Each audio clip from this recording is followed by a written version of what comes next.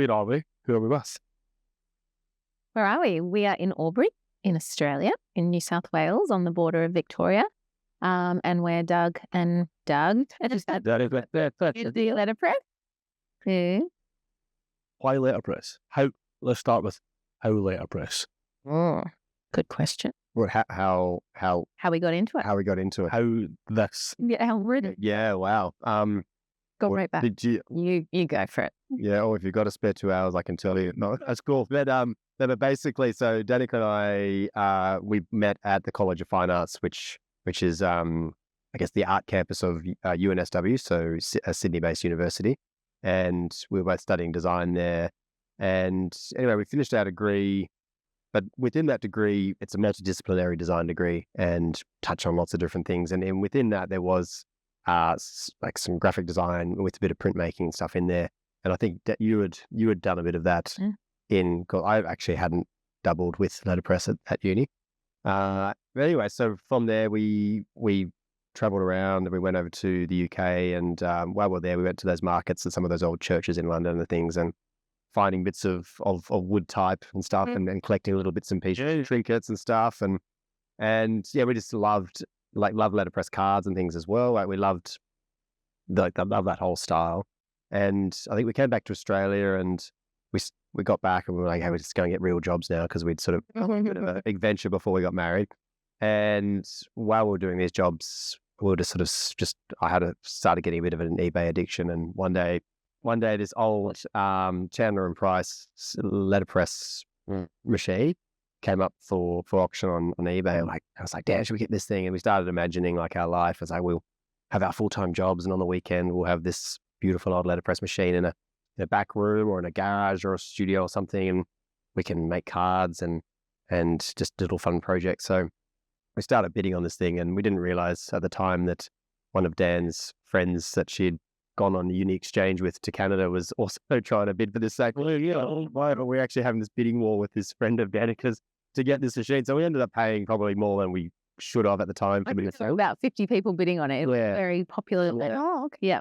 We got this thing, and it had come from, so there was this whole big new development happening out in sort of the western side of Sydney, and basically this old hospital was getting knocked down, and in one of the back rooms, this printing press was sitting in there, and the demolition, I guess, foreman had said to this guy, like, get this thing out of here, send it to scrap. And this guy's like, well, surely there might be some interest in this thing if I put it on eBay. So luckily for him, he was probably just sold to take it for scrap, and he made a good few dollars out of it. And he had organised, I think he organised one of those crane trucks to deliver it to Danika's parents' place. Yep. Next thing, it's plonked in their driveway, and we're looking at this thing. It's like, we've got a letterpress. We have no idea how to use this thing. What do we do? Does it have all its pieces? Like, does it actually work? I mean, rusty. And like, we just didn't really know if we should sort of turn it over and do stuff, because we're just totally out of our comfort zone with this thing. But it was exciting. And we did some research and found there was a printing museum out at Penrith, which is on the western fringe towards the Blue Mountains of Sydney.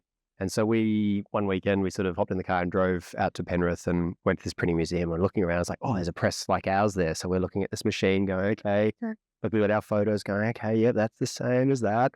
And anyway, this lovely old man sort of came over and got chatting with us, and was like, oh, this is what's happened. We bought this machine and don't know if it's all there. And he's like, how about I come out to your place and have a look at this machine, and we'll make sure it's all there. Maybe we can oil it up and get it running, and we can turn it over, and let's just start with that. Like, that's the first thing we need to do, is just make sure your machine's usable. Yeah. And so he came out, I think the following weekend, and yeah, they came out and we had looked at the machine. He's like, yeah, it's running and everything. It was actually in really good condition, which we're really lucky that. I think he gave us homework and we had to spend a while. Yeah, Alec was a bit of rust and stuff on there, but he told us how to do it correctly, because obviously on the ink disc you don't want to sand it and pit it out too much, because then the ink's going to be not even on there and stuff. Yeah, it was kind of good to have someone to give us some pointers and say, this is what you should be doing.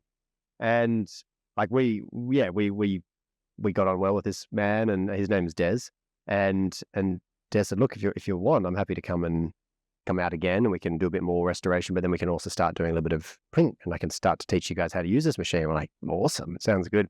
And this was coming into winter, and Danika's parents have only a carport, so it's all open on all sides. So just before Des would come, we'd set up a little fireplace even, and we'd set up trestle tables and get a little space set up. And he'd say, "Okay, go out. You need to go and get a bit of granite or something from a kitchen place to make a little lock-up table, which you do your compositing on, which is where you set up your type and things into a frame to put into the press." So he gave us some homework to go and source these things. So we got a little kit together, and just before Des would arrive, we'd set this all up, ready to go. So he'd arrive, we'd have paper there, we'd have this and have the ink, and we'd source this and that. And would have all the right terminology. I'd get in trouble if you called it paint, and it's not paint, it's ink. And that's cool. And and teaching us how to mix and how you had to do this and combine it and do this and all these special topics. And it turned out that Des he used to teach letterpress at a trade school. So it was Sydney Tech College,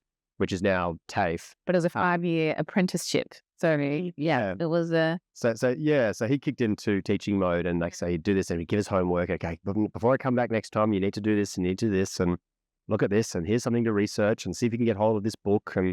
And so, he just became our mentor / trainer.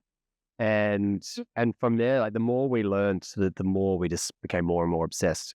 Our poor family and friends, because that's all we just lived and breathed it and didn't talk about anything. Idea we talked. And then our wedding was coming up. I was like, well, how about we use this as our first project? So our wedding invitations were, so we hand set all the type for our wedding, and we got some polymer plates. I think we exposed them and made them ourselves and did all that. We printed our own invitations for the wedding and handed them out. And I think I've always said it was sort of like rabbits breeding. Like it sort of just grew exponentially from there because like you say that? I feel like I have. Anyway, so we did our invitations, and then some friends that were getting married from our wedding guest list, like, "Oh, can you do our invitation?" So we did theirs, and then their friends like, "Oh, could you get them to do ours?" And so next thing we sort of just found that there was a bit of a demand for what we were doing, and through Des, then we got wind of another machine. So I don't know if it's in shot, but there's that machine behind you guys, which is it's called a Heidelberg T-Platen. Which one was your first one? This one, that's what was yours. This other one. This is Wendy. Wendy. She's a 1922 Chandler Price foot-treadled Platen. And then the one behind you guys, these are both, they're called Heidelberg T-Platen. So they're made in Germany. And this one's a 1952. This one's I think 60s press. And so this is a much more commercial press for doing. Obviously back in the day, that older style press was a commercial press, but the more modern version, 1950s machine, could pick up its own sheets of paper and take them in and then drop them out. Whereas the other one, you're having to put the paper in. And very therapeutic. And certainly if we had no power, we could always revert back to using that one. And they are beautiful machines, but this was sort of more the workhorse, which all the letterpress studios, when we had been researching letterpress studios around the world at that time, that was the one to have. Like that was the machine, Rolls Royce of letterpress machines. And so Des taught us how to use this one. So we started using that for jobs, and then all of a sudden we could achieve more jobs per day. And so I think with my work, I was doing 5 days a week. I asked them if I could drop back to 4, and they're like, "Oh, that should be okay. That's fine." And so it was like Fridays letterpress, Saturday and Sunday letterpress, and trying to have a bit of a life outside of doing this letterpress and telling everyone about letterpress. And so I was like, I'm going to ask work if I can drop back to 3 days a week. So I asked them, they're like, no. So I was like, well, this is sort of that point in life is like, well, do you just struggle and keep it as the Friday, Saturday, Sunday and get a bit burnt out because you've got no life other than work? Yeah, because it's floating all through the night and finishing off for the night. There was no sleep being had. Yes. Yeah, right. And so we decided like it's time. So I prepared this resignation letter. I was working for a product design company doing outdoor adventure gears like backpacks and sleeping bags and tents and stuff. And put in the resignation, and I think that day or the day after we did a pregnancy test, and it was like, oh, we're pregnant with our first child. Oh, okay. And so I remember when you told we got out to Chinese dinner or Thai dinner with Danika's parents, and to break the news to them. Not break the news, and now it's to them. And now it's just sounds all Jimmy Blue, like the kids out listening. But yeah, we announced it, and Danika's dad's first thing was like, "Oh, is it too late to get your job back?" He's like, "Can you like pull that resignation letter back?" I'm like, "No, this is what we need. Like this, we need that push to go. Okay, we've got 9 months to get this going because like, after when the baby comes, it's like it's going to be another mouth to feed. It's like, okay, can we do this?" And so that was kind of good motivation to go. Let's just give this a red hot go. Yep. And so it was funny. Like, so I quit my job, and like that first day of going, okay, this is my full-time thing. It's like sitting there, like pen in hand, empty desk, like jobs, and was trying to work out, like, okay, what do we do? And at that stage, we hadn't done any business training. Like at uni, I think I was telling you guys earlier, like at uni, where people that do their out of faculty electives would go to the main campus and go and do a business course or something. I chose to go do glass blowing at another art school. So for us, it's like, so us is like looking at the bank account going, well, it's not going backwards. So that's a good sign. It must be working if we're not going backwards. And then it was trying to work out our measure of success. That was, that's, I was fine. Then, Yes, everyone, there's one thing we've been talking about more and more over the last weeks is success. One, what is it? And two, you get to define your metric of success. The metric is the bank account is not going backwards.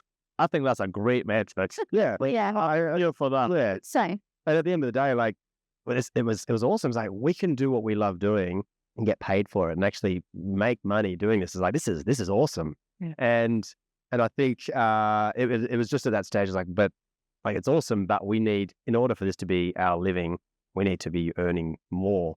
So it's trying to work out avenues, like, so going on what, just trying to get onto directories and stuff, and then trying to work with different collaborations with people, try and work with different, like in the wedding industry, try and work with more wedding people, but then create relationships with design agencies. And in the early days, we worked in this pop-up space with and company. We got our press in the window, and we did some classes and stuff there, and just started getting a bit of traction and getting a name for ourselves. So people started to go, "Oh, you're D&D Letterpress. I've seen you guys, or I've heard about you guys," or it's a good feeling.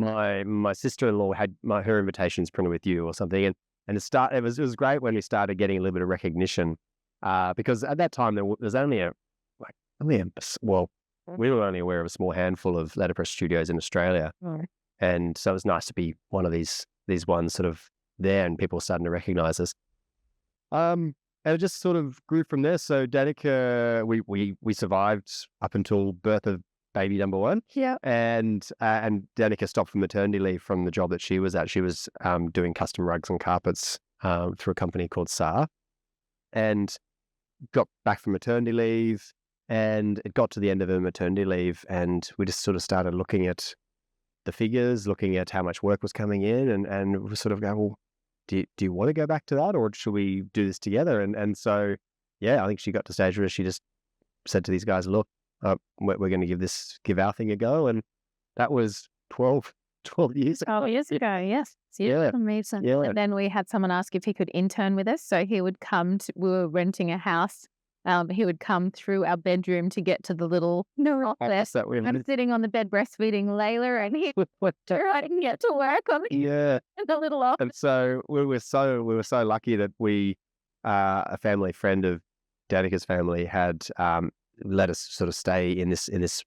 I guess it was a semi house, and it had a garage underneath. So we had the presses in there. It was an awesome little, like rendered garage, but the rendering is coming up. So it had a really cool feel about it. We had just our two presses there, and in the morning we'd open up the roller door and we'd sort of spill out just outside because it was a bit pokey. And that was sort of where we really just got the momentum, and that we had paper reps come and visit us in this little space and everything. And then one day we're like, okay, we need to find a bigger space, because like it was just getting small. We had George, our intern, there with us, and we're like, oh, we need to, in order to make this really work, we need to go to a bigger space. So we found this mechanics workshop in Brookvale, which was very much, the mechanic had just literally moved out and left it untouched. So there was like grease on the walls, and the roof was leaking, and the floor was all chipped and disgusting. So before we even set foot in there, we gave it a good fresh paint. We put up shelving. We built lots of benches and stuff, made this space. It was such a cool space. Yeah. Yeah. And we really made it look awesome, and put a kitchenette in. And then, all of a sudden it's like we had this big space, we had the presses, and well, kind of need a few more people. So we put out, so George became pretty much a full-timer. He went from being our intern.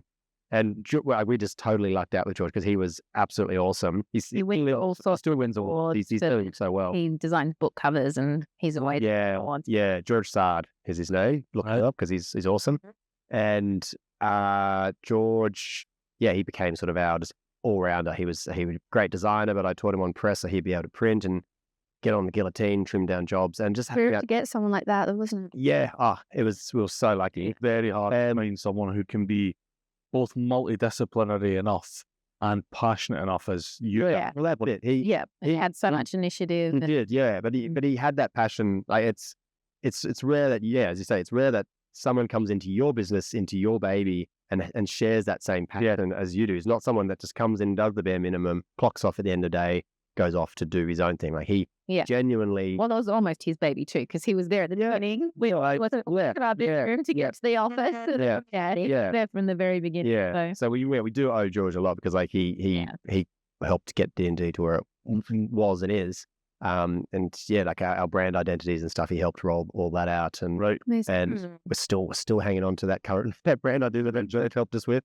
And then from there, George had a friend Brittany that came on board, so we had a few people working. Were there a few other interns? So at one stage we had quite a few people, and it was fun. And it's lovely big space, and then I think the trees were calling. Like we started just finding Sydney, like a lot of people even now, like just finding it just the cost of living in Sydney is tough. Like it's a beautiful big city, but it's expensive. And we had a young family. We had at the time it was just Layla, and I'm originally from Albury. Our family moved to Albury in 1988, and whenever Danika I would come down together, we'd always sort of jokingly say as we're leaving, we should just move to Albury one day. And then I think one time we actually, as we're leaving, we're like, maybe we should. No, we found out we were pregnant with number 2, and that was the push to move. Well, people space. Like you go past a real estate agent, and they've got all the listings in the windows, and we're just like, we're looking at this going, wow, like got what you can get for your money in Albury. And then coming down here, and like this space that we're in now, when we looked at this house, like we walked, this was like the first house we looked at when we came to Albury. It was like, we can't put a deposit on the first house we look at. We've got to go and look around all these other places, and just to come back and put a deposit. We just decided like the benchmark, and then everything else got compared to this place. I was like, oh. You know what? It was made for us because it had this big, amazing shed, which we've turned into a gorgeous studio, lined it and insulated it. And so it had all the shelving already for, what did he use it for? Fishing equipment and stuff. So now it's got all of our paper on it, and the house is and so we packed up everything onto a huge big flatbed truck, and these machines, they weigh about 1.2 ton, and the way they lift them is they put like an eye bolt thing in the top of them, and they put them on a sling and lift them up in the air. And so I still can't get used to it, like seeing these things just floating through the air on a snail. Like because obviously these things they're few and far between. So if this fell off and broke, we would be down to press. It's not like we can go. As you say, we can't just go. Hey, you never have the other hard like another one. But we moved around so much in Sydney. We moved about 5 times when we were in Sydney with the presses. Yes. From our apartment to my parents' place, or parents' place to the apartment, to the pop-up place to Fairlight. And then when we moved here, I was like, that's it. We're never moving these presses. And also, and the first few times it was us moving them. So we'd go, hey, pull a few mates together and give them beers and a barbecue afterwards, spend a day like just moving one press, which was a mission in itself. So to get a company to go pick them up, do what they need to do, crane them, bang, bang, bang. And so, we got them craned in here, and Danika said, like, this is it. They're not moving anytime soon. That's it. That's just off. Yeah. And we're not collecting anymore. We've got enough. Initially, our first D&D logo was a big capital D and an ampersand and little d. Okay. And it was always like, oh, who's the big D and who's the little d? And in this situation, it's like these places are staying. It's like, well, very much in that situation, Danika was the big D. That was the big D. But that's sort of basically it. So obviously the move from Sydney to Albury, we had to say see you later to majority of the people we had up in Sydney with George. We still collaborate with George on different projects. Brittany worked remotely for a while with us, so she was designing up in Sydney, and that worked well for a while. But then we just sort of got into the swing of things here, and we sort of found this sort of spot there where we could get enough work coming in, manage it in house, do it all. We'd outsource certain things that just a bit like some digital work and stuff, because we obviously don't really have space for a big digital press in here. Yep. So we're lucky around Albury that we've got so many. Albury's big enough to have a good range of suppliers, so we can try and keep stuff local to Albury, and then anything else we've still got contacts in Sydney, and we've got contacts in Melbourne for other things. So if anything, like we don't get many people coming in for meetings, but we've almost found that the shipping from Albury is sometimes even quicker to send stuff from Albury to Sydney than it was from Sydney to Sydney. Like Really? here in this case, like with our couriers, like if we miss the courier pickup time, or the depot for FedEx is about 3-minute drive down the road. So long as I get there by 4:00 in the afternoon, it's in Sydney the next morning at 10:00. So wow. So it actually is kind of convenient, and you end up knowing all the couriers by name, and so you can just call them, and it's just a completely different story to being in the city. Yeah. Yeah. Our DHL driver was like that. Yeah. He was on, his route would be out to Glasgow, and then that 3 days a week, and then that 3 days a week, and then a day off. And he would do that, and he'd be like, Kate, you got anything to pick up? Yeah. I thought it felt like fantastic. How good is that? I think he got like, he got about 150 quid off us for Christmas. Yeah. There's, I don't think we're anything. I was like, money. Well, there you go. Yeah. And then subsequently, we got great delivery service. Exactly. So you just do that kind of thing. Exactly. Yep. That's it. Everyone's happy. yeah. But being down here, like nothing beats, like you can't see it on the screen, people, but like we're looking out the back there. We've got just Australian bush there. We've got like a willow tree over a pond, and often there's kangaroos grazing out the back there, and I love my bird soft, and there's birds sort of sitting on the studio doorway. Well, they come in and they look around. Land in here, and we've got some beehives, and every now and then I'll look out and I'll go, oh, the bees are swarming, and I'll quickly throw on my bee suit and go and tend to the bees. They'll come back and We're swarming when we've got lots of deadlines and huge projects. Jared just said, you'll have to throw on your bee suit. So I'll stop mid job, go out there and catch the bees, do whatever I need to do, and come back in and get back to work. Like it's certainly by being down here, like the work-life balance blurs a bit, but not in a bad way. It's like it's been great to have that flexibility, especially with a young family, like be able to zip up to school for an award ceremony for our son or daughter, or like the Easter hat parade where they all walk around in circles with their special made hats.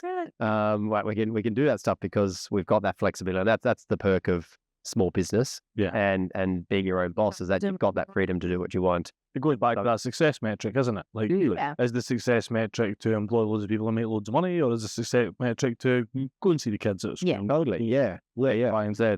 Yeah. And also for us, like we haven't got the kids working on press as of yet. Maybe one day we'll get them on the press, but like to be able to. Because loves working the guillotine though. Yeah. Sorry. The school bullies come back here. Let's show you this. Your fingers, But like we always go a bit above and beyond. Like we took the whole Beta to their school to do like a paper making workshop with all the kids on National Environment Day, and we put seeds in the paper pulp and made paper they can plant. And so we love sort of doing that and just sort of trying to share our passion for what we do wherever we can. And we get TAFE groups coming through, and we'll teach them about it, because they've gone to a bigger print shop, say over in Wodonga or something, and then they come here, and like it's such a contrast from a big print shop to here. But then they see the processes, and if anything, we can kind of like dumb it down a little bit, because it's a bit more basic, a bit more understandable when you see it on a letterpress versus an offset machine with the four towers and it goes through. So even when we go to visit our printer on the big offset machine, I look at it, and I'm obviously an engineer by trade, and I look at it and I go, like, paper in, pages out. That's all I'm concerned about. It's just moving so quick. The vertical lines of production going on through a horizontal line of production. I'm like, cool, paper in, loads of sensors, loads of bits and bobs, pages in. Yeah, Right. that's not as pretty as that. Yeah. Like, I spoke to Sam. She's got the treadle looms. Loves them. Oh yeah. Amazing. We've got a documentary coming out with her soon. It'll be out by the time this is out. It's very visceral, like old machinery that's just clanks and clanks. And you can see every part. This one is so beautiful to watch moving. Yeah, look, at one stage, we actually had a big floor loom. My brother-in-law's French, and they got over to France, and they're packing a shipping container because my sister's into Brocante and bringing all this French stuff back across. And he called us up. It's like, hey. Well, because I'd been doing just the wall hanging, the weavings that you just have on your lap and you just do. And in front of a telly or whatever. He saw me doing that and he said, oh, my grandmother's got a weave. Yeah. So I think over in France, it's like, hey, do you guys want a loom? I was like, yeah. Like in our head, we're picturing something maybe desktop size or whatever. Anyway, this loom comes in like 4 or 5 massive boxes and we build it. Never been open. Had never been open. This Canadian Leclerc loom, beautiful thing, beautiful timber. And we set it up and it was pretty much took up a car space in our garage. In our double garage. And we had grand intentions. We bought a spinning wheel. We're like, okay, let's do this. And I think for Danika's birthday, I went and bought some alpaca wool from an alpaca farm. Yes, we're going to do this. Yeah. Previous to this, our business, I was designing custom rugs. So we thought, we can design rugs and make them on our loom. It'd take forever, I'm sure, but that was the plan. Yeah. We had 2 young kids and this business, and so it just sat in our garage. Sat in our garage for a long time, and in the end, with intention, but it was beautiful. There's a spinning and weaving guild here in Albury, so I think we put it to those guys. And in the end, this maker from Yakandanda, she was like, "Oh, this is amazing." And so we sold it to this lady, and she's now got it in her studio in Yakandanda, and hopefully she's using it to its full potential because it was a beautiful loom. That's what you want, right? You want to be able to test all these things to see which one works for you. Yeah. And if it doesn't, pass it on to someone else. Yeah. So this was the first thing you tested though, wasn't it? Whose fault was it? Doug's, because of his eBay addiction. He saw it. Yeah. We just stumbled upon it. It wasn't even part of our plan when we came back from our big overseas trip, because we graduated from uni, went over to the UK and travelled around Europe for a year, and then came back, and it was just that, what are we going to do now? Where is our design degree going to take up? And it was interesting because I guess like the design degree, like even though you specialize in certain areas, like the degree itself, like was a sort of you create a strong concept and that governs all the solutions for your problem that you're trying to solve. And so it means that I guess being a multidisciplinary designer means that there's no one path that you might always need to go down. So it is that sort of get your hands dirty with and give anything a go, because you might discover that's going to help you some stage in this. And so like coming back, I remember we had like the first generation iPad, and Danika knitted like this iPad cover for it. Yeah, we just loved making anything with our hands. So I knitted the iPad cover. I made a paper handbag out of, remember that? Yeah, we made the paper handbag, but you whistled like these gorgeous USB sculptures. Yeah, out of Australian timbers and stuff. We just like messed around, got some kangaroo leather and made little pouches, and I made, because we used to do rock climbing, so I'd make chalk bags, like leather chalk bags and stuff. We just loved making stuff. And we wanted, and I think, hands-on. And I think that's where Letterpress was great, because we've both been doing a bit of graphic design work alongside everything else. And it's like, well, Letterpress is sort of that happy merging of two, because it's a hands-on craft printmaking style, but then we're still doing graphic design, but we're creating this physical, tangible thing at the end of it. Yeah, it's a great way to physically communicate type, not but you're taking 99% of the time on screen. And I know obviously it gets printed, but that's digital print, that's a very different thing. But you're taking it into this tactile, real world feel object. Yeah.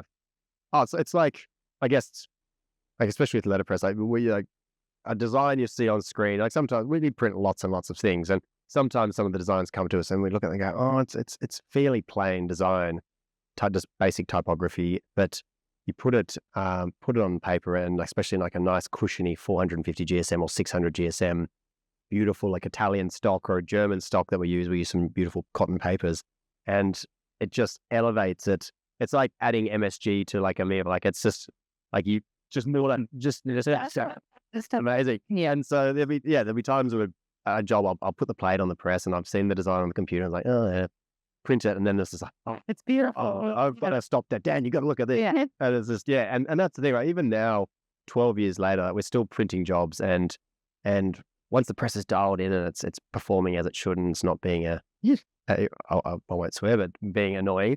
Once it's running perfectly and the prints are coming off nice and it's crisp text and cushiony letterpress papers, it's just like, oh, this is why we do it. And 12 years later, we still love it. Yeah. That's another good success metric. Like, Yeah. still love it 12 years later. There's not a lot of makers we've spoke to that are north of, obviously, with our age as well, and the sort of peer group that are more than 10 years in. Yeah. Like 12 years in is a long time at any career. Yeah. Never mind building your own business from the ground. Mm-hmm. Yeah. Really get into what that 12 year looks like. I'm going to get to ask the question to Danika that everybody asks you.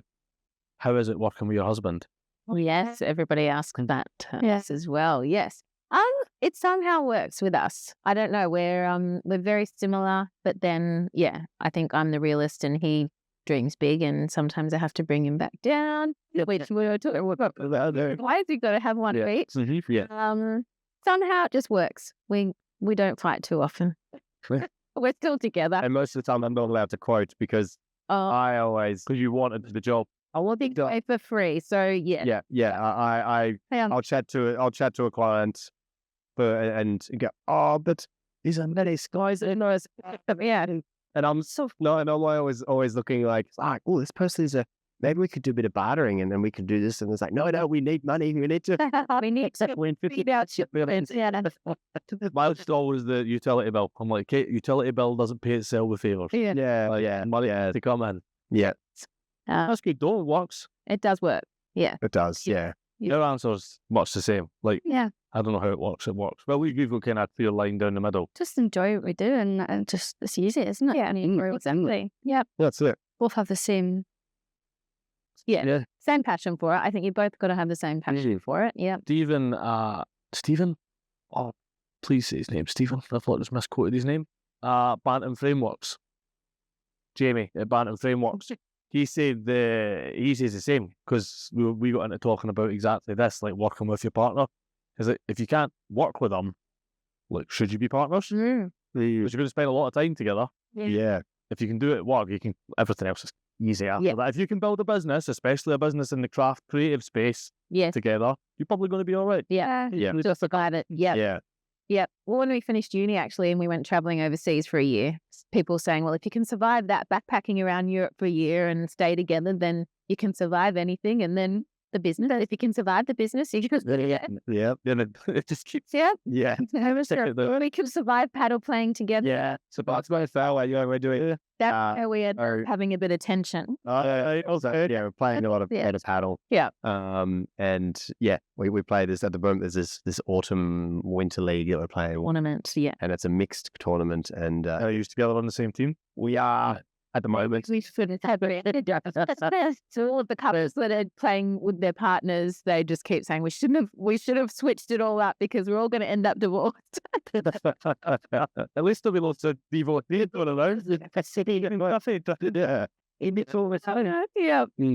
going to ask a question. When you go, how was your parents about, what did they think about you running your own business? Good question. Yeah, that is a really good question.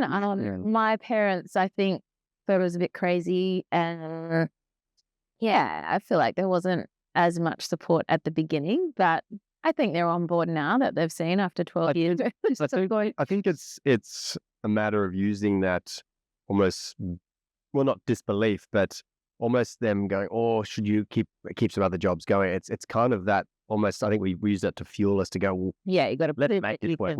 Let's prove to them that we can actually get this working, and they're not crazy. Yeah, we're not crazy. It is something that's viable, and well, it probably was crazy, and we didn't know if it was viable. But there you go. We got that. You know this. Right.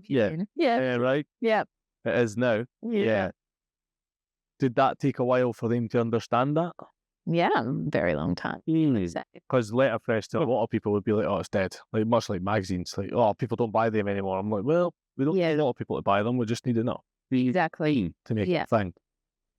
Yeah, I think it's taken a long time I think now they see the value in it because it is so flexible and we can be there for the kids and they see the value in it now. Yeah. It's tough though, right? Yeah. Do you think at the start when you had an eBay addiction and purchased your first press, did you see it being this? Or what did you see it? No.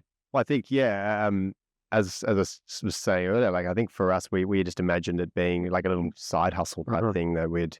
Or we even said, when we eventually have children down the track, I could be, on maternity leave and printing a few products to get in stores. And that's what we had. It was just a little side hobby. That's what we thought it would be, but it just organically took off and Yeah.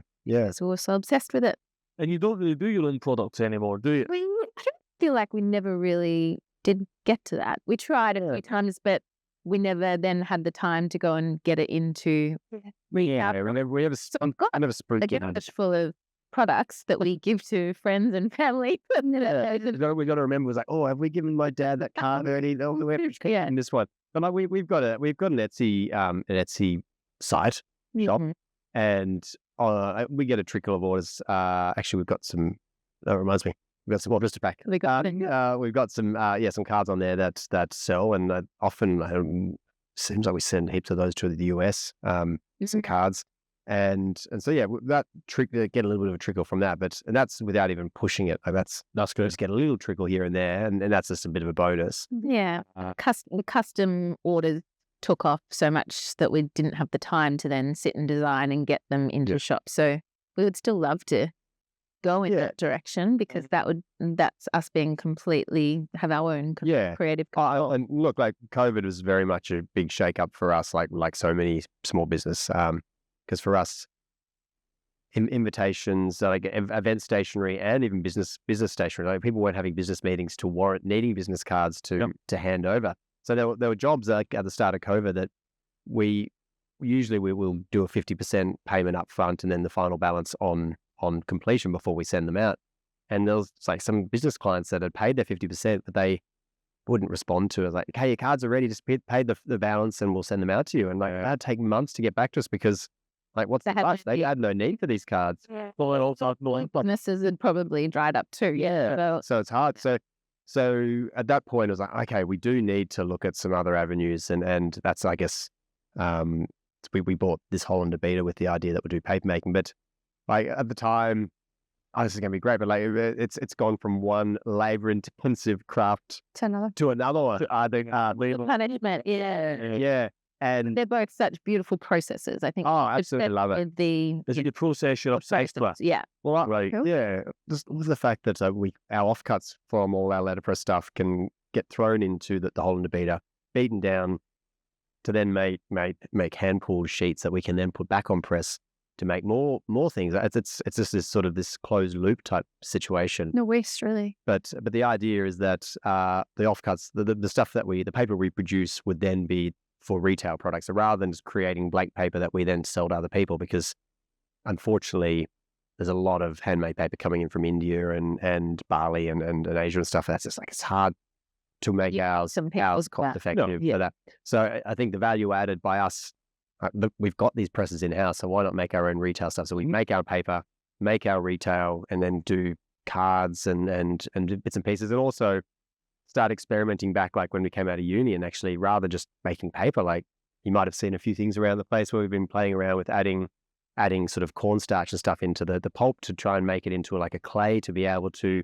play around with making vases and lampshades and experimenting with that. And I was even looking at like this, I got on a bit of a down a rabbit hole, looking at 3D printers where they can actually use paper pulp as an extruder through an extruder. And so I was like, this is cool. So anyway, experimenting the stuff and just slightly shifting, I guess, direction a little bit, just to get a bit more fusion. And we've even in there doing some other stuff as well. We've even pulped down linen offcuts for in the fashion industry, and then we've turned it into paper and given it back to them, and they've used that for their swing tags and everything. So, and that's a beautiful closed loop. Yeah. The ping pong's quite nice, isn't it? Yeah. That's something that, if it's doable on your scale, Mm. it could be doable on every scale. And that's where I think a lot of makers and small independent businesses have real worth in the bigger world. Because we can lead by example, because we are more fluid and we can, don't get me wrong, I know that bigger businesses will be much better structured business for profit and all the rest of it. But that fluidity and creativity, you can really start to create change with that. Like how many other people in the fashion industry are thinking, oh, these are offcuts from that can go into there, that can then become that. Yeah, because they're driven by other profit. Yeah. And that's where I think, it talks about our brand statement about, makers and craftspeople, if you don't support them, would lose the skills and the magic they bring, etc., etc.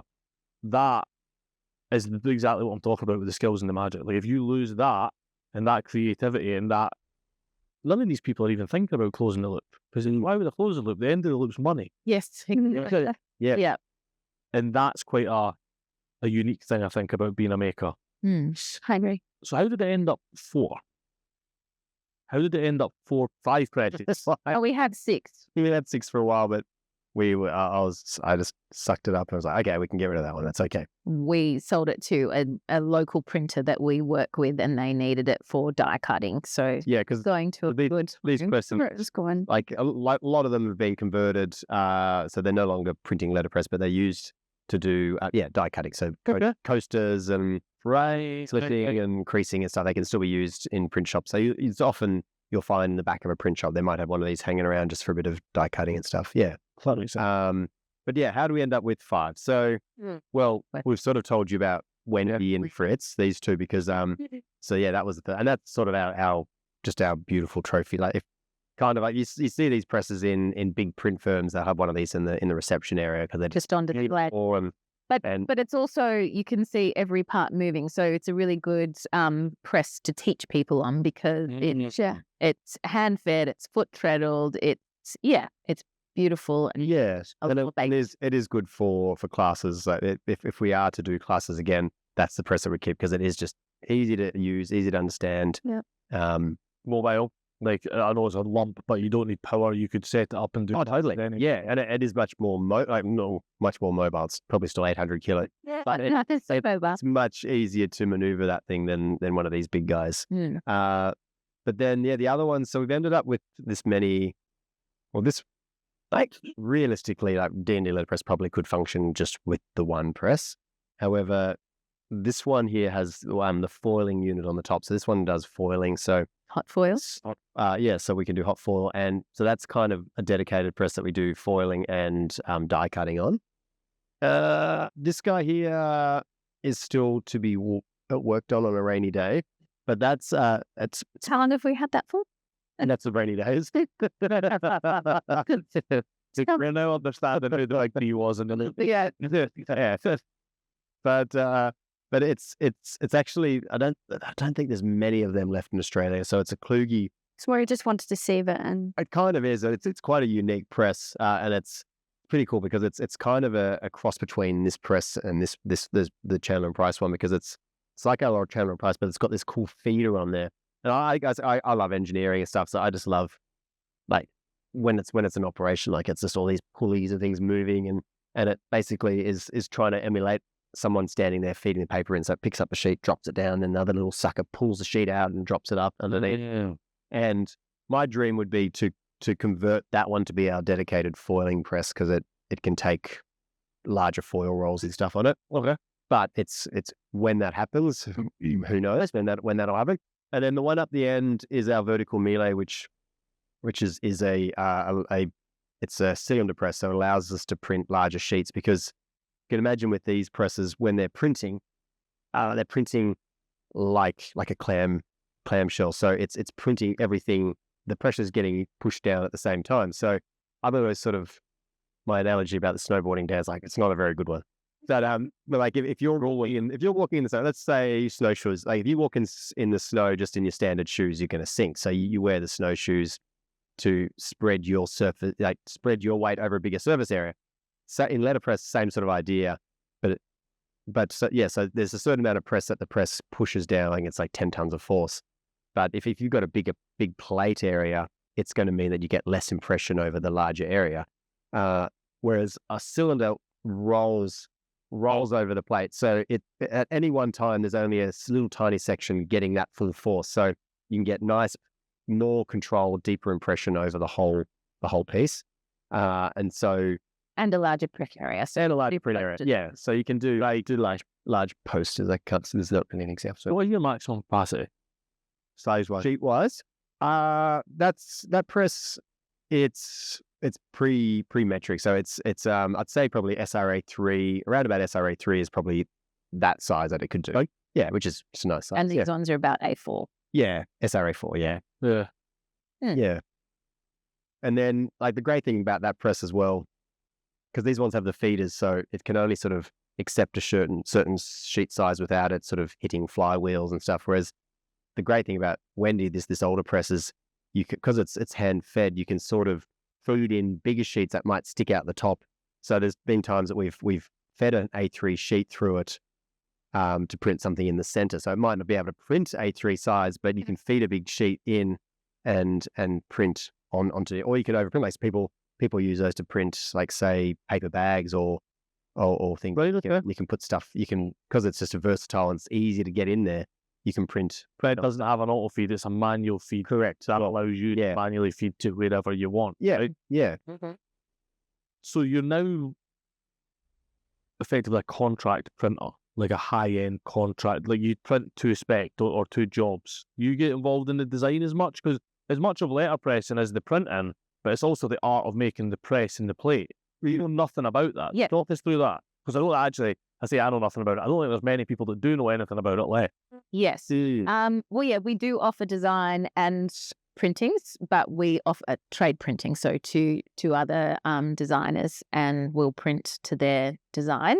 But Doug can tell you about the whole plate making process. We were doing it. What are you laughing about? This was doing all the 2-hour conversation about plate making. But yes, we were doing our own plate making when we first started out, but it's all a whole nother art in itself, really. Yeah. Okay. There were only two of us, so we kind of outsourced that, and so we send our artwork off, and it comes back to us as printing plates. Yeah. Doug's good at explaining the whole plate making process. Yeah.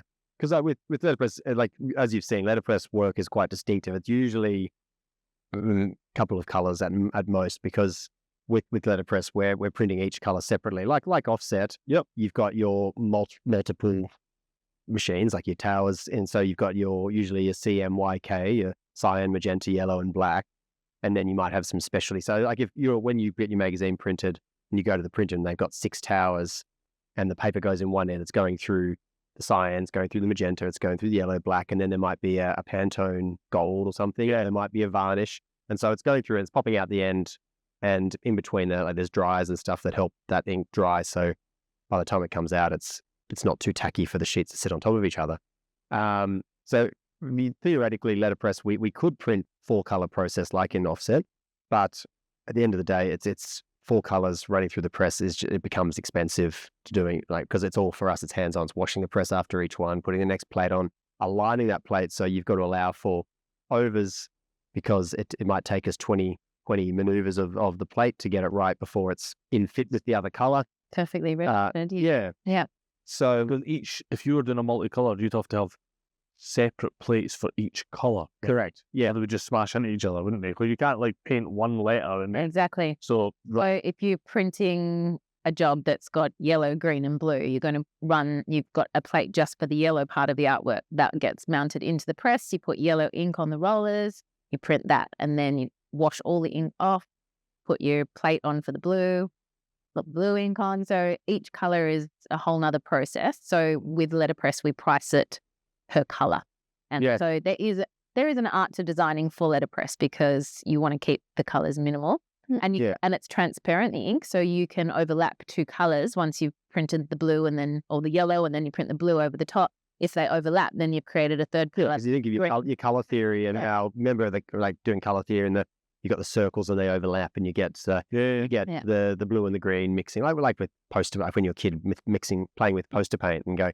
So you can do that with letterpress. You can make the plates overlap each other, and you get bonus colors. Okay, so you don't need to mix the ink first off. You can actually do that on the press by You would normally, you normally just do one color or two colors, but clever design you could create a third color if you wanted to by overlapping in sections. Yeah. The majority of the printing we do, someone will come to us with a color. So they like when you've gone to the hardware shop and you've gone, okay, I want to paint my walls. You find a little paint chip and you take it to the counter and they take it over and they put it in the machine and they put like a little bit of that tint, a little bit of that tint. So the same with Pantone. Like the Pantone guide, we have a bunch of base colors like Rubin red, reflex blue, processed blue, yellow, orange, and all these different rhodamine red, all these different colors. So you give us, you go, okay, I want this color. So it'll be Pantone 429. So we look at our book, 429 has this, and this, and this percentages. So what we do, those percentages we just do as grams. So we'll mix 100 grams of a color. And so, okay, 22 grams of yellow. So mix that out on a scale, put that down, and then we combine that. Because like it's, for some jobs, if we're doing like 80 invitations, 100 grams is way too much ink for that job. Okay. For 100 invitation, would you use like less than a teaspoon of ink? Yeah, you're not using much, because once it gets on press and the rollers sort of warm it up, it just scores. Yeah, it goes. So we like over here on the wall, we've got a bunch of ink. So we get these jars, and so we'll use what we use for the job. Anything left, puts in a jar, because you kind of find there's, you know, how there's Pantone colors of the year and stuff. We'll find that if we mix that color, it's more often than not a color that's probably starting to get a bit on trend. Yeah. And so 2 jobs later, someone will be like, can I get this Pantone 451? It's like, oh, well, we've actually already got that. Nice. Or like it might be that we can run that color a little bit lighter to get maybe the shade above or the tone slightly different. So you can build efficiencies into the business that. Correct. Yeah. Which is really important when you're doing spec work. Yeah. Building any sort of efficiency into things. Yeah. So when people are contacting you, why do you think they're going for why is it that letterpress has always remained just a bit nice? Like when you get a letterpress thing, like the card you done for us for our first subscription, was your edition 7. I don't know if it's in shot actually in the back, but you guys were in like, is there just something more about letterpress? Yeah. Why do you think that is, and why do you think that that's stood the test of time so well? Yeah, well, because it's just quality. Like you can feel it. It's thick. It's tactile. It's beautiful papers. I think I always just to say it's just high-end printing. It's the top of the printing. It's at the top there. Yeah, it is. Well, because everything about like the papers we're using, when we get a pallet of paper that's sitting out there, like that pallet of paper is like $1,000, $1,200. Like, oh, that's sitting out. Yeah. But then also the papers, they're coming from mills. Like some of these mills have been creating paper for like 200, 300, 400 years. Like it's ridiculous. Really, like some of the mill down in France has printed the Magna Carta or something. Like it's ridiculous. Or made the paper for it. But so it's pieces that you want to keep. It's not the mass-produced digital printing that you just throw in the bin. Well, I think people also know that it's not just put in one end of a press and it goes through a bunch of cylinders and pops out. Like they know that there's an artist and there's somebody there that's actually considering everything about this job. Like they've mixed the ink, they've put it on the press, they've taken a few prints, they've gone, okay, yep, I'm happy with the ink. Like a lot of the time, I'll print something and someone will ask me a question about what was that invitation. I haven't read it at all because I'm too busy focusing on how the ink is sitting on that sheet and that the impression is like even the whole way across and that there's no filling in of letter forms or this or that, and the ink staying constant through the whole job from start to finish. And then from there, we're then taking it onto the guillotine and cutting it down or making sure the blade's nice and sharp so you get nice sharp edges on everything, or if it's being die cut, that perfectly aligned. And so it is so much more than just paper in one end, print pops out the other end. Yeah, here you go. Well, if it's a business card, someone's going to keep that business card, aren't they? Because it's just so nice. Yeah. They're going to keep it. Yeah, that's what you want, right? Yeah, exactly. You don't want to put it. Yeah. Oh, and we when we've done wedding fairs and stuff, and you have your handouts and stuff on the counter there for people to take, or even just when there's samples on the wall, like straight away someone picks it up. First thing they do is they touch it, and a lot of the time after 1 or 2 wedding fairs, we have to replace those samples because they got dirty fingerprints in there. People have been running your fingers over it because it's just that nice sort of tactile element that just gives it that extra bit of oomph that I was talking about before. It's like a design on screen versus once it's printed is just gets raised so much because of that. Just what letterpress produces. Yeah. Is it a hard sell to people that it's better, or do you think those that get it just get it? Yeah, I think a lot of the time we send physical samples to people. Yeah, okay. Because once they've got it in their hand, they can see why it is costing more. And you explain the process and they understand that. But yeah, if you haven't ever touched or seen letterpress, you probably wouldn't understand why you're paying a lot more for it. And look, at the moment, especially with the economy the way it is, people are going, or like, I guess they're just sort of reining in on spending. But I don't think they're going, I can't afford letterpress invitations. I think if anything, they're just going full digital or something, because it's just the last few events we've been invited to have just been full digital. Yeah. I think that it'd be a quite techie digital people, like Callum and stuff, but so that's how I would expect them to do it. If I've got a letterpress thing for them, I'd be a bit like, well, nope. We had to do digital because our wedding got cancelled like 3 times. I still did my own ones, but like the date kept changing, so I was like, I'm not going to spend a lot of money. You get married during COVID? Yes, we got married in the easel. Yeah.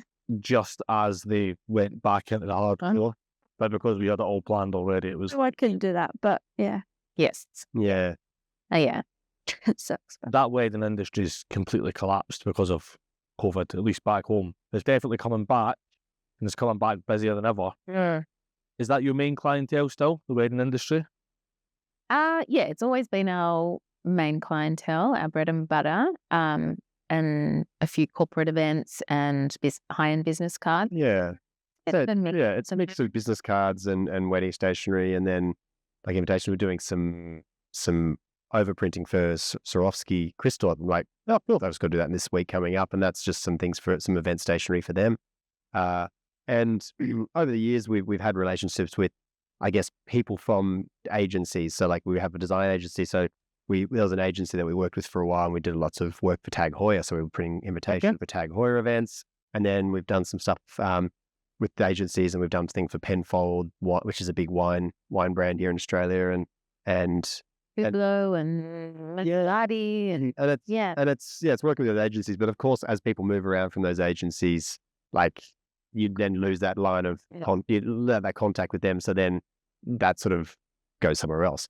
I talk about this quite a bit with makers, like try and always be introduced to a second person at an agency, because you're never really working for the agency. You're always working for the person. Oh, yeah. Like, they're your contact. So we've certainly done it, been like, that's a good do us a favour, CC in X, Y, and Z in case one day for some reason we can't get a hold of you, just to make sure you've got another.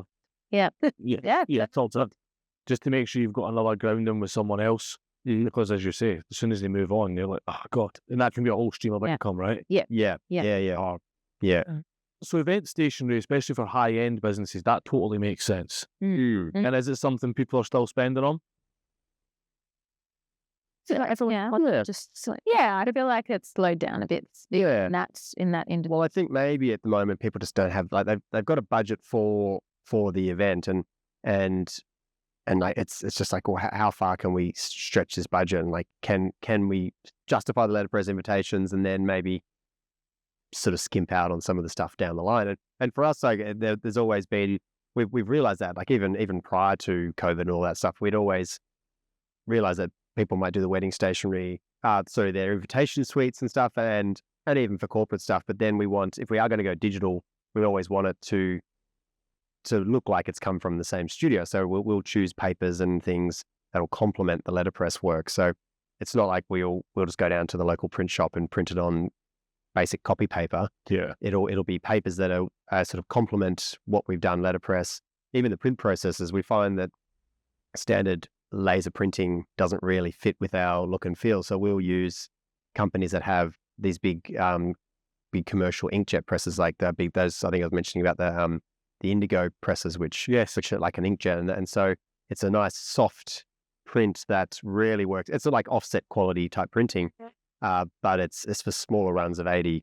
It's some of the offset shops, it's just not feasible. So yeah, it complements. So that's sort of what we're doing a bit of at the moment. We might not be doing as much letterpress work, but we're working with clients to try and work within their price points to create something that's still beautiful and luxurious, but might not always be. Yeah, okay. It's important to know that. Well, it's important to be versatile in that way. Yeah. You're not stepping back from letterpress. You're just offering another price point effect. Yeah. Yeah. Yeah. But keeping it premium. Yeah. How important is it to do that for you guys to keep it premium? I think we're perfectionists when it comes to anything print now. So anything that isn't, premium and quality, that's just. Yeah. But like if we start dropping our benchmark, then all of a sudden we're competing with any other copy center in Australia. And it's like, well, we don't want to be bidding for jobs to make $20. Like really, like we've got this trade printers that we could use to do that stuff. Like we could, and a lot of print shops do that. They actually don't do a huge amount of printing in house. They will outsource to these big trade hubs and use them. And like, yes, we could start doing that, but then it just diminishes our quality and our brand.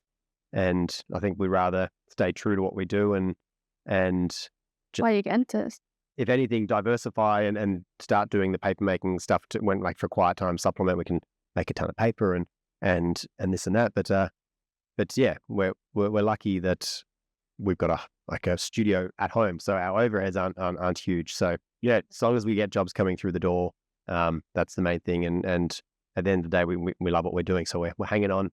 That's another really important thing about it, isn't it? It's not just maximizing profit; it's dropping the overheads. But the lower your overheads are, the more creative freedom you've got, and really that's why we're all in it, right? Yeah, have creative freedom to do what we want. And that's the important bit. Guess what I remembered? What, your cards? So the last few podcasts, we were talking about this earlier. You've been asking people to give us questions, and I managed to remember a couple of them without processing it. So we're going to have a run through. Hey, I'm going to start with Brian Cush's one again because I like this one. You can both answer it separately, or you can confer and answer it together. You can talk. I've been talking too much. You're so good at it. If D&D Letterpress could be remembered for one piece of work in 100 years, what would it be? I'm glad I got you answering this one. Ooh, One piece of work. that's so hard. I guess it It could. doesn't have to be something you've done. It could be something that's coming up, something that you want to do. But what would it be? What are you going to do? I'm just saying it could be a project that you really love doing that you want to be remembered for. Or We've always wanted to get into interactive paper products. So we've made cool little pop-out teepees that you've got to put together, and airplanes and little sailing boats, and we like that part of it going down that way. So some amazing interactive paper product. Yeah. Using paper just not as a single sheet, making it 3D, making it an object. We're always looking at ways we can do that. And Doug mentioned we looked at making lampshades and lots of other things. So Yeah. I mean, I'd rather product range it would involve. I think so. Yeah. Because like all our client-based product stuff is things that we print for clients. Like I don't feel like any of those are. Well, we love printing them all, but It's nothing that I that off the top of my head I can go, that would be something that we printed in the past. I think it is certainly something coming up, and stay tuned. We'll post. We've looked at glow in the dark ink and conductive ink. And Yes, the conductive stuff, conductive ink, because that's another one of my electives that I did at COFA was physical computing, so playing with Arduino and that sort of stuff, and so some ideas that incorporate the paper. And physical computing to link that to potentially that to the digital world. I think there's just lots of cool stuff there. Yeah, and a few product ideas. But again, it's just when you get stuck doing the daily grind just to pay the bills, it just doesn't leave huge amounts of time. Sometimes you really need to work hard to go, okay, let's block out X amount of hours just to be creative. Yeah, and which we should do. Yeah. Is it something you do at the moment? No, not enough. Like I think we often at nighttime, back in the early days, nighttime we'd especially with the young kids, like we'd get the kids down, then we'd get the laptops out, we'd do some research and that stuff. But lately it's just been so much going on. It's like kids are down, let's watch some Netflix. Yeah. But we just said, oh, when we've got the kids down, we'll do this, we'll be really productive. And then you get there and you're like, I cannot do anything. Or you fall asleep when you put the kids down and you wake up, it's like, oh, I'm just going straight to bed. Yeah. That's better. We've done it. We try and get into the gym at 6 o'clock and be like, we'll at the gym for an hour so that we've kind of finished our day, but then we'll come back and do something else, come back and be like, no, I can't do it. Food, bed. Yeah. That bit. Best intentions, but What does it look like for you guys to make that space? Like, what would have to happen to make that space to be able to do that creative bit again? I feel like we need that. Maybe that financial security to an extent. So we know that we, like, the start of the week is just working to go, okay, that's all covered, utilities paid, blah, blah, blah. And so then maybe Friday is like, okay, well, we can justify having Friday just to work, like, don't answer the phones, emails can still, we'll get back to them on Monday. And we just go, okay, let's just spend a day, put some music on, put some butcher paper down, get the markers out, just mind map crap out of it, and go, okay, let's explore some ideas, because like so often, actually, we drive to Sydney a fair bit to visiting family and stuff, and that 4.5 hour drive or 5.5 hour drive is my mind's just ticking away with these product ideas. I can imagine in my head. Then you get to the other end and you get busy doing something, and the drive home you think of it again, and then come home, and then there's all these emails to get back to, and it's like it's still in my head. I just need to get it out and start fleshing it out. And I think, it's the same. We've got to carve out that time, and we're not good at that lately. But you've done it before. We did it. I thought it's exactly what you done when you left full-time work. You went, that's it. Yeah. I guess you just get in the swing of it. Like it's 12 years later, we just wake up and we do what we do. And I just love sleep too much these days. Paddle, sleep and paddle. Yeah. It's like Instant paddle. Yeah. You've got a pretty good, I think you're more the instigator of this, Dana. You've got a pretty good weekend ruling and routine though, haven't you? Yeah, so I'm pretty good at switching off after work hours and not checking emails and thinking about it. Doug will hear a ping on his phone and check emails, but he knows he's not allowed to talk to me about it's a long day. So I'm good at drawing the line and having work and that's a bit of a superpower in itself. Just being like, no, that's what, because this does all bleed into one. Yes. Especially when you're working from home. Especially when you're working from home and it is your business, it's your baby, and Yeah, and as we were talking about this yesterday, but having a dedicated space that has a door, or a curtain or something, like any maker, like if you're working if it's your second bedroom or part, like a conversion of your part of a rumpus room or something, like just having that distinction that you can at the end of the day pull some curtains, close the door, and go, okay, that's done. Like otherwise, if it's your dining table and so it's just there. It's just there. So you go and have your dinner, and then you look over, it's like, oh, I probably should do that, or probably don't guilty. Like so it's really good, I guess, to have that distinction. And this space has been great because we've got these big barn doors here, and at the end of the day, I lock it, padlock it, take the key out, take the key inside. Okay, it's not time to sip out. We've got to go and find that padlock and or the key, padlock. Yeah. Should almost lock it in a box. There must be some idea of lock or something. Yeah, there must be someone that comes out with like a time-based door locks, like Airbnb door locks, but time-based, isn't there? Yeah, that's what we could do with our office at the house. Yeah, to do that. Yeah, I'm sure this was Jess Wooten that asked this one. Why do you make? Why do we make? This might be the question that just like makes every maker just like fall apart. Why do you? I don't know. Actually, I should probably think. We love using our hands because there's something magic about creating something with your hands. Whether it's I just love anything. Yeah, making it's printing on the presses. I'm always trying some new little hobby, knitting or just anything with your hands is so satisfying. It's a bit a healthy way of life, isn't it? Yeah. Like you're up on your feet, you're walked. Always think about Ben, right? Ben's shop's maybe a third of this shop, maybe a half at best. And he's doing like 10, 12,000 steps a day. And I'm thinking when I'm working on a PC doing design work, I used to check my steps, and I remember checking it was 300 one day. It was like next to the car to the cafeteria, cafeteria to the office to the car home. Yeah. And I think like even just walking about between presses, although it's all within this confine, it's just a bit healthy. Oh, his muscles, because the actual chase that you have to lock into the press is so heavy. So yeah, you're fit to walking around. So much I sit there. I feel so with that one.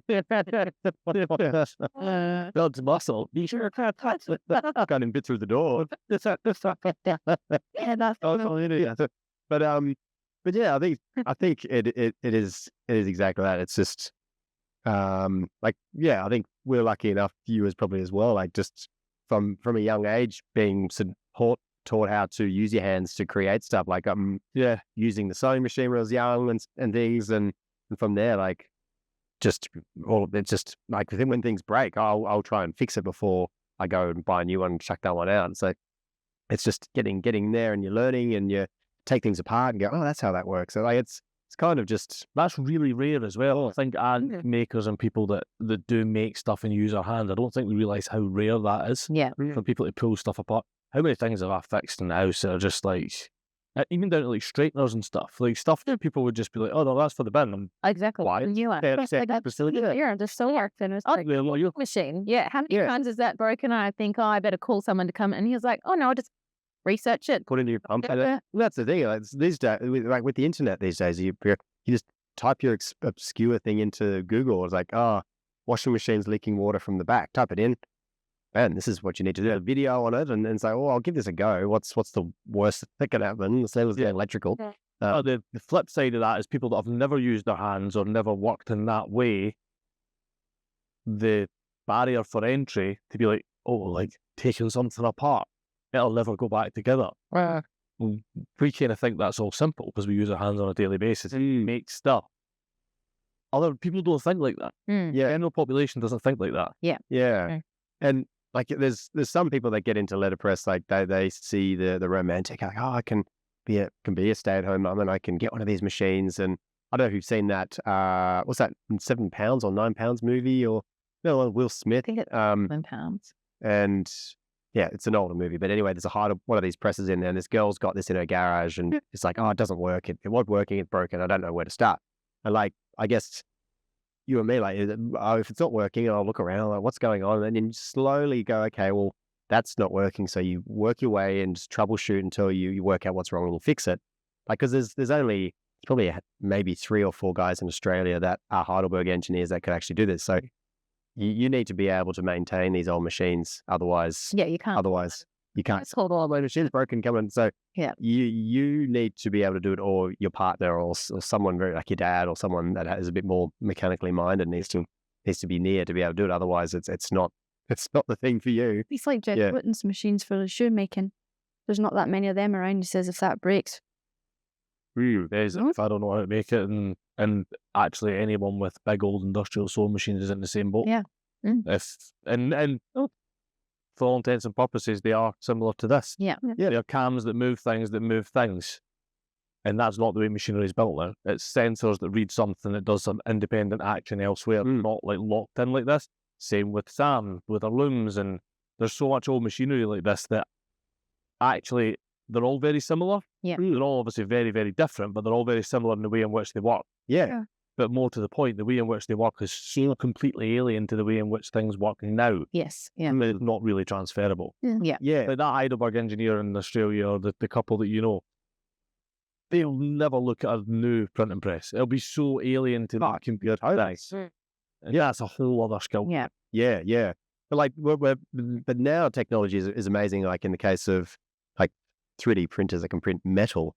So all of a sudden, like you're at that stage where if a part did break on this press, there's no reason why you couldn't actually pull it out, scan it, and actually get 3D print a new version of that to put in. So it's sort of at that stage now where you actually can fix it in a modern way. I've scanned stuff from my phone and had it 3D printed for part. Exactly. Random stuff. On films, and it works. It works. Obviously, there's more to it than just picture, scan, done. But it does. The theory is there. It does work. So you can resurrect things. Did we answer that question? Like a little bit. I thought we were. A bit of it. About making, Making. Oh, yeah, making. Yeah. Why are we doing it? Sure, this was Steph. What do you find the hardest part about being a maker? Well, You go. I think, I guess it's more the hardest part about having your own business, but that kind of goes hand in hand, being a maker and making money from it. But it's just having that never-ending list of things you want to do or you need to do for the business, and it's a huge list and you never get through it. And I guess that's hard. There's never really an end point. There's never an end point. It's never like just there's always never do enough. Yeah, in your own business, and I agree with that. Yeah. Yeah, so that's tricky because, But I think also doing it as our source of income, also people not seeing the value in it sometimes. And like Alice was saying the other day, how people go, oh, would you price match, or would you? And they sort of see you and your offering no different to like Amazon or a big department store that's like, oh, if you find a better price, we'll match it by 10 and give you a 10% discount. So no, like, well, I'm putting these hours in to create this product for you, and I can't. It's kind of hard. You don't want to offend people. It's like, well, I know, but we tried to offend you by asking. We did a business incubator thing for when we were sort of toying around with just pushing the paper making thing, and there was one thing in there that was I think it was from that when there's people and there's people there that are just not your people. And when you're dealing with a client, it's okay to say no, because you just go, well, those aren't my people. That's not someone that I want to do business with. It's just they're trying to beat you down in price, and they don't understand the process and the value of it, and they're not your people. And And I think for me, I had a big struggle of saying no. Like I was always trying to be accommodating. And if somebody asked for a discount, he would want to somehow give them a discount so they're getting what they've asked for. I'm like, no, let's just stick to our guns. This is a quality product. I think that's probably a challenge as a maker is really sticking to your guns and knowing your worth. Yeah. Knowing your worth and being able to fight for that and go, well, no, like my product is worth that, because I've been doing this for 12 years, and like if I look at my printing from 12 years ago to now, like my level of quality and what I'm prepared to send out to clients is much different to when we first started. And that's 12 years of experience. You've grown as well. You've gained a lot. Like, yes, you can go to another letterpress shop that's open 6 months ago, but it's a different level of quality. And our price is our price because you're getting a more premium product. Yeah. So I had a stark reminder of exactly this the other day. I was going through our abandoned carts and trying to recapture a couple of people, and like, hey, you've left it behind. I noticed they'd ordered edition 10, and I was like, I noticed you've ordered the bundle of 7, 8, 9. You've left it in your cart. Like, do you still want them? Here you are. She's like, yeah, but we're in Australia. We obviously still ship from the UK. Postage is bad. I was like, look, the best I can do is an additional 10% on it. And her boyfriend emailed me back, Ben Adams Furniture, because I found them on Instagram, and he emailed back to say, we can't possibly take your discount. We've decided to go halves on it instead. And I was like, you're our people. Thank you so much. Because and that was a stark reminder, because we often try and do it just to get the sale over the line. Because the way I see it is, we've spent so much time and money driving customers there, like, I might as well get them over the line. Yeah. There's so much pressure to feel you have to do that. Yeah. These days, anyway. And actually, for me, it was a good reminder that we are doing the opposite from what we want makers to do and stand our ground on price. By offering a discount, we're actually contradicting what we advise makers to do. I was like, right, okay. But so if you listen to this, there's no more discounts. Yeah. Yeah. But it was great that guy was to see that. It's like, your product is worth what it's worth. Exactly. And we'll make this work at our end, because you guys, you're entitled to get what you're worth. Yeah. So how do you better educate customers that you're not the same as digital printing, or you're not? How do you better educate them? Because we're so close to it. So yes, it's sending the physical samples. And we do that free of charge because we want them to hold them in their hands. And it's directing them to our website where we've got a video showing the presses and the process, so they understand. Yeah, they just understand what goes into it. But also, I think, like if I answer the phone and I'm talking to the client, like I'm talking to the client and I'll talk to them about printing, and I make them realize that the person they're talking to is the person that's going to put this phone down, walk over there, put that paper in the press, print that work for them. I'm not some receptionist maybe that's in a front office and there's 40 guys out the back, and one of those 40 guys might happen to touch your job. Like D&D, like often I'll end the conversation says, "What's your name?" So my name's Doug. One of the D's in D&D. Yeah. Like they'll It's art in person. that's why it's D&D. It's like, it's not very creative, but that's why. But the name, we hate D&D Letterpress, the name, because we started it way back when we didn't even see the business being this, and so we never put much thought into the name. But now we've got the name. Yeah, because I feel like it pigeonholed us to an extent, because like, we're D&D Letterpress, so like, can we diversify and do other things? And like we thought, like, paper making, do we keep it under the D&D name, or do we maybe have a little sub brand or something?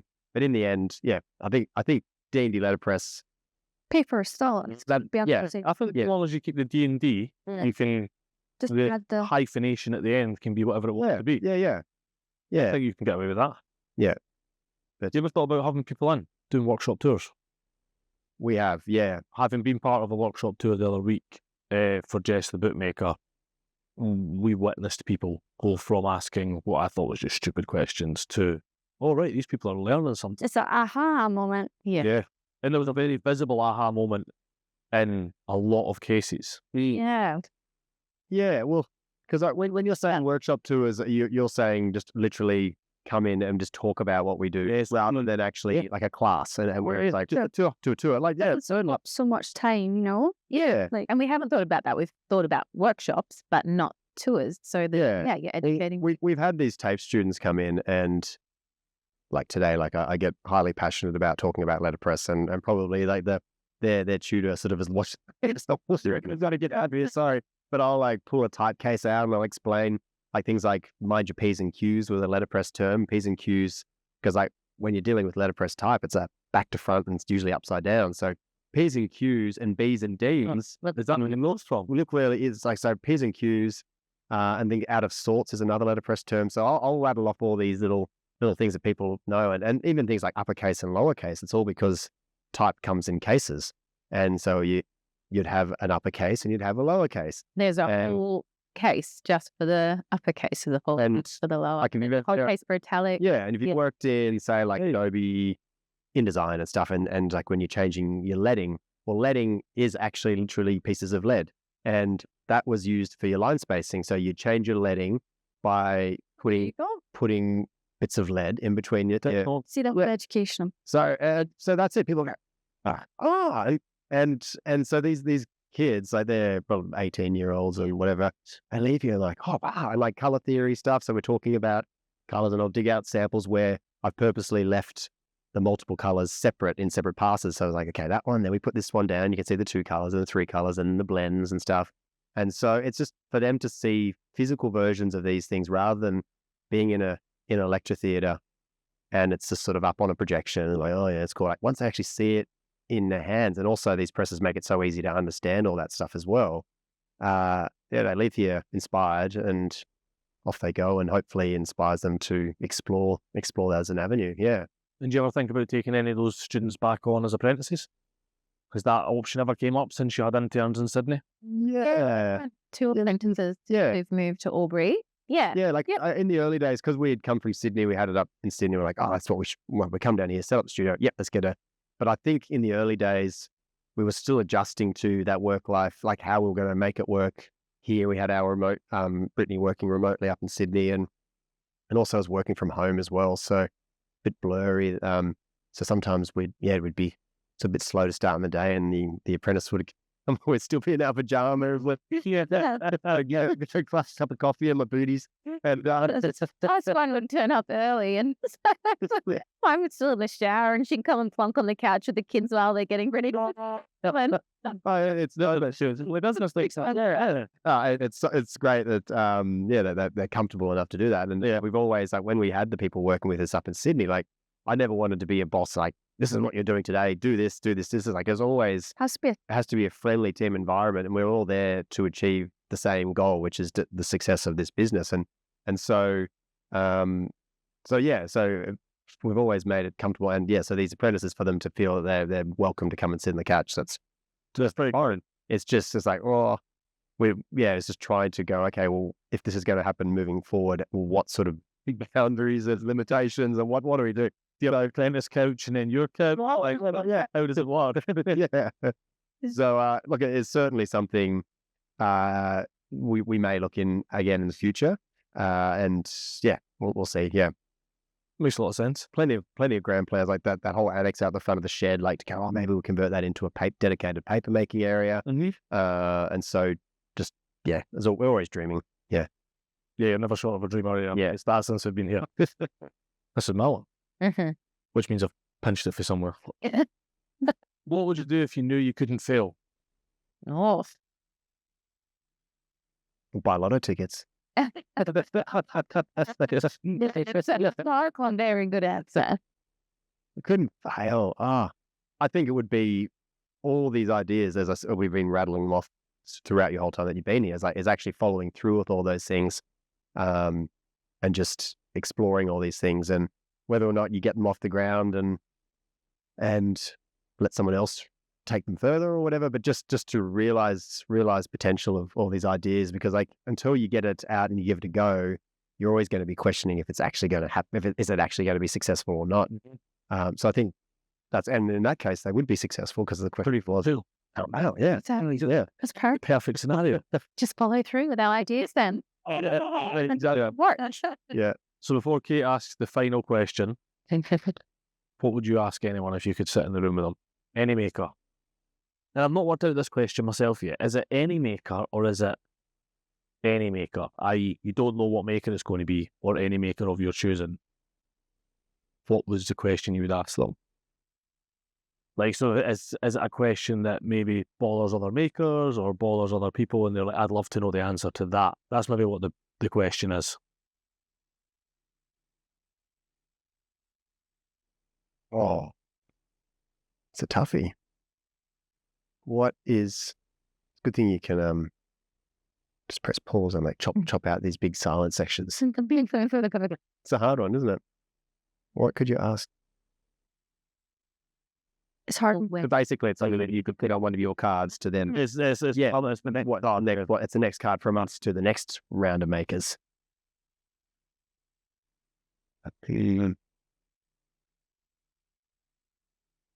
How do you come across your most creative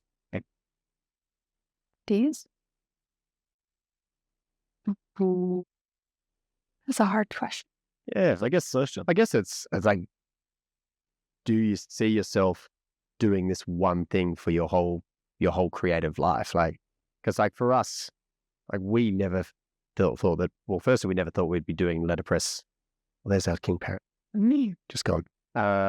We never thought that we would be doing letterpress for our whole creative life. Like, but I guess before we got into it, we didn't think we'd be doing letterpress. But as you said, like, it's rare for someone to be doing it for as long as this. But then we've been doing it for so long, it's hard to imagine doing anything else.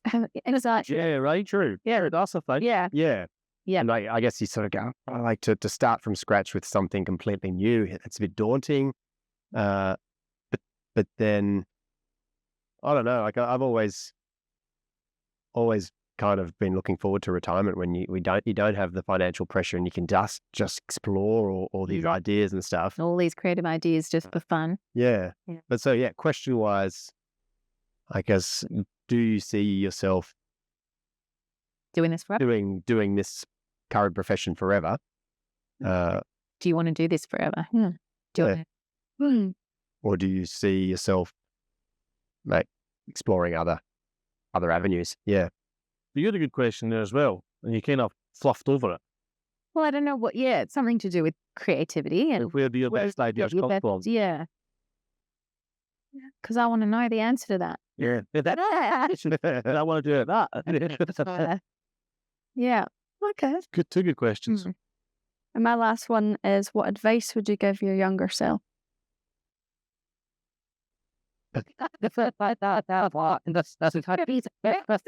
dive in. Well, yeah, exactly. Don't listen to anyone else. Yeah, yes, yeah. Be Yeah. prepared to dive in, make mistakes. Like, Yeah. it's that whole trial and error. Like, it's unless as we said before, like unless you try it, it's always going to be something in the back of your mind that you're like, oh, what if I tried this? Like, until you get in there and do it, you don't know if it's worth doing. Like you guys with the magazine, like just that thing. It's like, what if? Like, let's give it a go. We can only try. We can only give it a go, and it'll be a hell of a ride, regardless of what happens. Yeah, The manual or something. Yeah. And we've talked about it a fair bit, especially the position Kate and I are in with rising costs. And, if you need to be fluid with that, if you need to go back and pick up some additional work elsewhere or some additional work in your practice and then come back to it and supplement it, like that's all just part of the journey. Just because you've jumped into it full time now doesn't mean you have to be full time forever. The reason I want to try and jump back into some full time work if we have to is so we can scale to the next stage quicker, and that's all fine, because there's no career plan written out for doing any of this. That's true. There's no do A, then B, then C. Oh yeah, Yeah. Because I remember, because when we were talking about Glasgow and the Glasgow School of Arts and John Ray Mackintosh and that stuff, and I remember at uni, like you look at, like we'd have a lecture on Charles Rennie Mackintosh, and you'd see his life, and like you see what he does in his life, and like he didn't wake up at 18 or what, not at 18, wake up and go, I'm going to be a furniture designer and be doing this. Like he dabbled in this and dabbled on that, and then made a name for himself at some stage, and that was that, and he's known for that stuff. But He's done other things before he got there, and so yeah, it's the same with everything. It's just that life journey that steers you all over the place. Yeah. Ace, Like that. thanks so much. Thank you. Thank you. Thanks. Yeah, good fun. It was brilliant. And if anyone wants to find out more about you, find you, etc., where do they do all that? They do that. Well, they can come and have a studio tour. That's on the outskirts of Albury in Thaguna, about 3 hours north of Melbourne. However, we do have a website for those people that might be not as easy to come and do a studio tour. D&D Letterpress.com.au. We're on Instagram, D&D Letterpress. And Facebook. And Facebook. Pinterest. Pinterest. You Pinterest people. We're not Pinterest people. We haven't touched for years. Really need to, but Especially for the wedding game. Yeah, we should be more on Pinterest. So yeah, you can see us on Pinterest. No, I got right to it. Yep. Yep. Brilliant. So D&D Letterpress on all channels. Everything. All channels, yeah. Fab. Thanks so much, guys. Thank you guys. Thanks. Brilliant. Wrap it up.